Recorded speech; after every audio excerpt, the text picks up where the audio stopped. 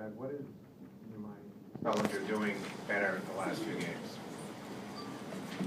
Well, I think we're doing a better job looking for him. I think he feels a little bit better, even though that dislocated finger's still wrapped up.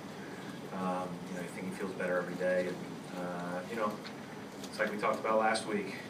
Fair or unfair, that's who we need him to be. And so that's the opportunity in front of him. He's capable, and I'm not saying that you have to get a double-double every day, but he's darn near capable of doing that. And so I think that the more that we can continue to build off that, the better. Brad, do performances like this really excite you as to what some of the pieces on this team can become?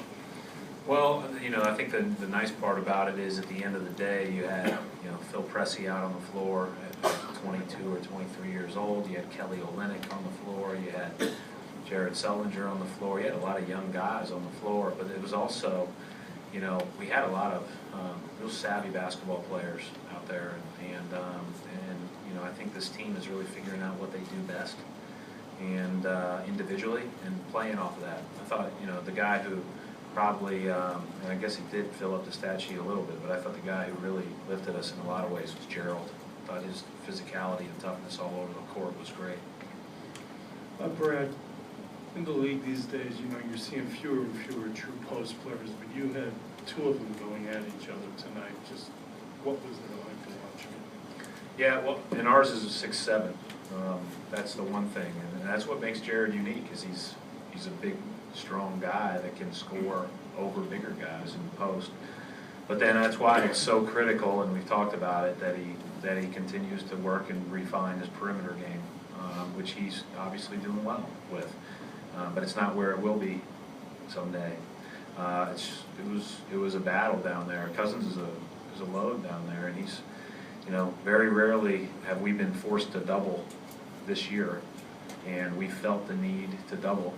We came real close to doubling Thomas as well, just because those were the two guys going at halftime. But by the time he came back in the fourth quarter, that group at the end of the third, early fourth, pushed the lead out for us, and by that time we wanted to guard the three-point line. So doubling was kind of out of the question. But I thought our guys did a great job of awareness on the weak side when we did double Cousins, and he's a nice player. Coach, Jared Bayless, he's had some pretty solid games for you, but it really seemed like he was kind of an X-factor, difference maker for you guys tonight. He was really good. Shot the ball well. Guys found him. Handled the ball, got it to one side of the floor. The ball found him back on the other side of the floor with driving kicks, extra passes. And he's new. I mean, he calls a pretty limited playbook when he's out on the court as a point guard, because he doesn't know everything inside and out. But he's another very savvy person.